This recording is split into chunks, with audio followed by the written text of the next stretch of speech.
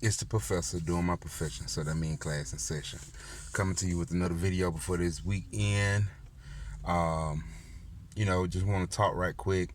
Know how quick it'll be, but just want to talk about something I heard recently.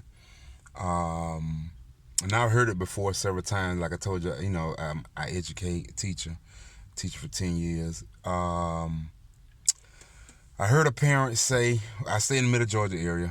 I teach in Macon, and I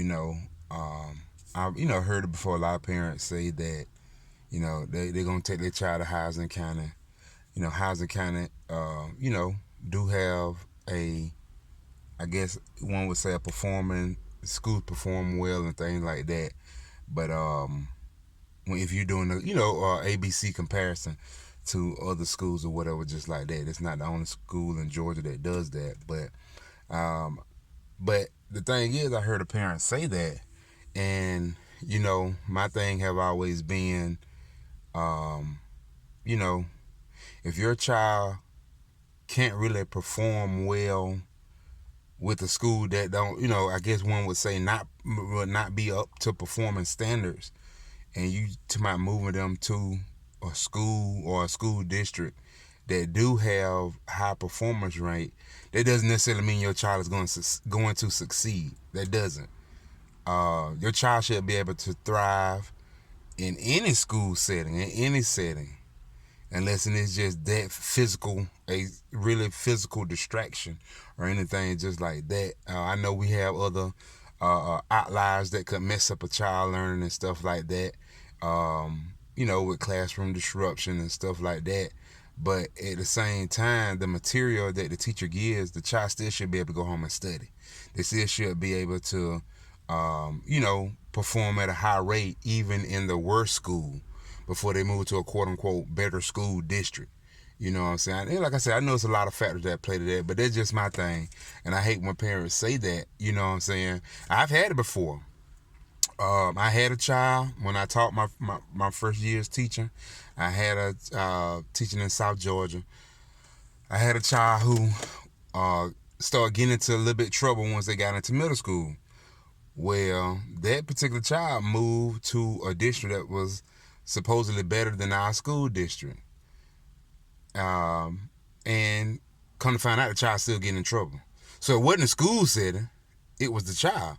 You know what I'm saying? Just like that. So that doesn't have anything, like I said, that doesn't necessarily have anything to do with a better district going to make your child better. If you can't get your child to study now, he or she will have issues. If you can't get them, if they can't do the basics, he or she gonna have issues. Now I know things, like I say, things can make a lot of the settings better, but we have to get to the point where we make our child, or make our kid, we make them stronger from like basically like from the inside before we start trying to look for other entities so we can put the blame on something else. That's like the number one thing. We need to stop doing that. Hey, if you want to do this, you need to perform well, because you're not gonna be able to do that with every setting. You can't do that.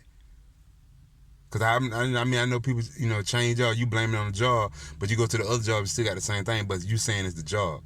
Well, the common denominator is you. So I just want to put that, just put that out there. You know what I'm saying? We need to keep our kids encouraged. They need to be able to perform well on it, really on any circumstance. You know what I'm saying? Just like that, they need to be performing well. We need to hold them accountable, and don't put the blame on everything. Not the teachers.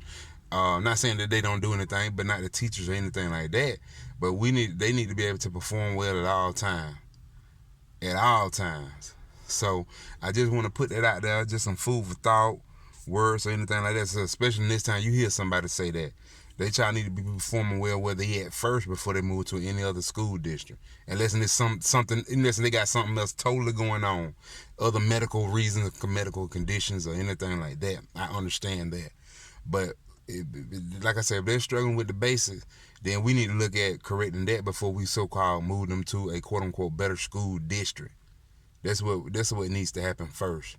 But a lot of times we don't want to do that. It's easy to put the blame on other things besides them putting on the right part.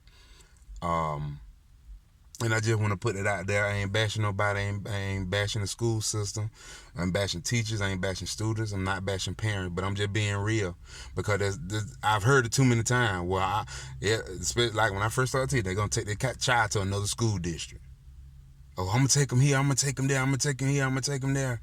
You know what I'm saying? Supposedly because the school district, but now we may have some better settings. But if your child ain't performing well here, that doesn't necessarily mean they're gonna perform well elsewhere. Like I say, just food for thought, and they can transfer it over to a job, like I just mentioned, or anything else. Like I said, I try to do all my messages are from kids to adults. You can translate that into anything, because everybody want to put the blame on something else. Man up, own what you're doing, own what your child is doing, and start doing better.